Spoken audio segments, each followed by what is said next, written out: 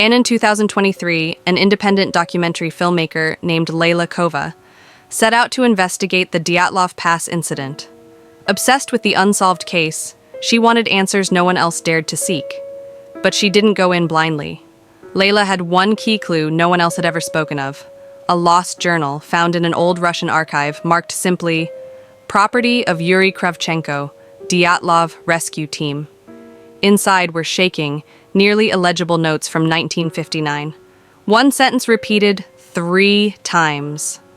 "Do not go near the room buried in the mountain." The journal included rough coordinates, different from where the hiker's tent had been. They pointed to a nearby ridge, untouched by the original search. The Man's tribes called it Gora Sheptani, Whispering Hill. That's where Leila went. She arrived alone in the dead of winter, armed with thermal gear, drone cameras, and an irrational sense of purpose. She set up camp near the coordinates. The wind howled constantly, but something about the place made it feel quieter than silence. That night, at exactly 3:12 a.m., Leila heard it. Whispers. They came from beneath her feet. Muffled, broken voices that didn't speak in any known language. She recorded it, as she always did. But when she played the audio back the next day, she heard something else layered beneath the whispers. A single word in Russian. Zaglianula. You peeked. Digging through the snow the next morning, she discovered it. A hatch, rusted and ancient. She pried it open. Below was a room, half buried in rock and ice, carved stone walls with symbols that didn't belong to any known culture.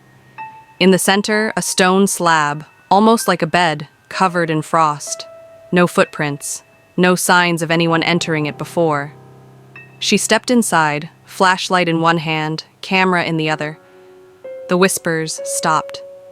Instead, she heard breathing, right behind her. Slow, heavy. She turned, there was nothing, only the walls, and now, the writing. It hadn't been there before. It was carving itself before her eyes. You looked just like them. She ran, scrambled out of the room, sealed the hatch behind her, and fled down the mountain, never looking back. She survived, but something came with her. Back home in Moscow, Leila tried to edit her footage. But at 3:12 a.m., every night her lights flickered. Her footage would corrupt itself. Audio would splice in voices she hadn't recorded. And every night, the whispering would return, first faint, then louder. One morning, she woke to find the words carved into her apartment wall.